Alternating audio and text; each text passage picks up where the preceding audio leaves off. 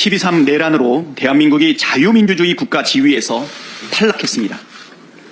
스웨덴 예테보리 대학의 민주주의 다양성 연구소가 최근 발표한 민주주의 보고서 2025에 따르면 한국은 기존 자유민주주의 국가에서 1년 만에 한 단계 아래인 선거 민주주의 국가로 전락했습니다. 정부가 야당과 반대 의견을 얼마나 존중하는지, 얼마나 포용적인지를 측정한 심의 민주주의 지수에선 48위라는 낙제점을 받았습니다. 최근 영국의 한 경제 분석기관도 한국 민주주의 지수를 작년보다 10단계 떨어진 세계 32위 결함 있는 민주주의 국가로 낙인 찍었습니다. 미국이 지난 1월 한국을 민감 국가로 지정한 것을 포함해 참담한 평가가 줄줄이 나오고 있습니다.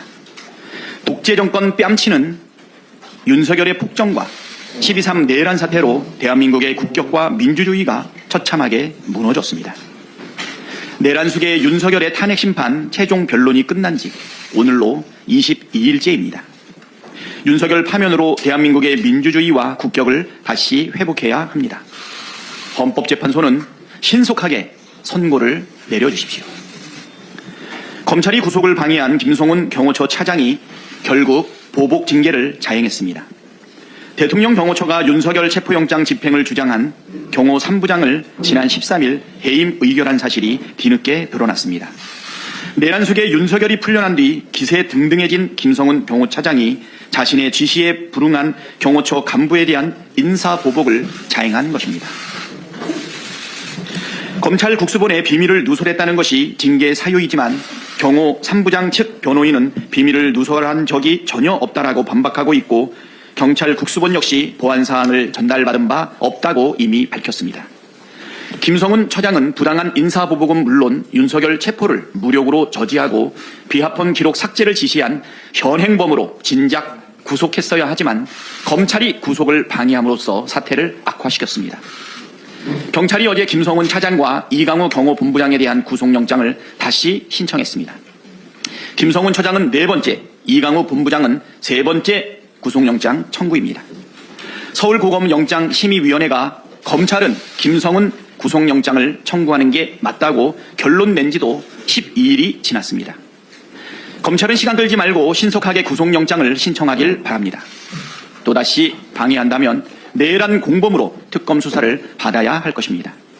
정당한 법 집행에 협조한 경호처 간부 징계에 동조한 자도 내란 공범입니다. 최상목 부총리는 부당한 파면, 해임, 승인을 거부하십시오. 만약 보복 징계를 승인한다면 그 책임도 반드시 져야 할 것입니다. 최상목 부총리는 헌정질서 유린 행위를 중단하십시오. 헌법 수호에 막중한 책무가 있는 권한대행인 최상목 부총리가 앞장서서 헌정질서를 유린하는 모순적 상황이 연일 벌어지고 있습니다. 오늘로 국회 추천 헌법재판관 3인의 임명 동의안이 본회의를 통과한 지 82일째, 헌법재판소가 마은혁 재판관을 임명하라는 결정을 내린 지 19일째입니다. 자신은 헌재 결정을 따르지 않으면서 헌법 수호의 막중한 책무 때문에 명태균 특검을 거부한다는 회개한 말을 늘어놓은 게 정상입니까? 윤석열의 헌정 파괴로 인해 위기가 지속되고 있는데 위기를 수습하기는커녕 오히려 내란 속의 체포 방해와 내란 수사 특검 거부, 명태균 특검 거부로 내란 수사를 방해하고 헌재 결정과 현행법을 무시하며 혼란을 키웠습니다. 헌법 수호의 막중한 책무를 저버리고 헌정 질서를 유린한 책임을 더 이상 묵과하기 어렵습니다. 참을 만큼 참았고 기다릴 만큼 기다렸습니다. 내일까지 마은혁 재판관을 임명하십시오. 이상입니다.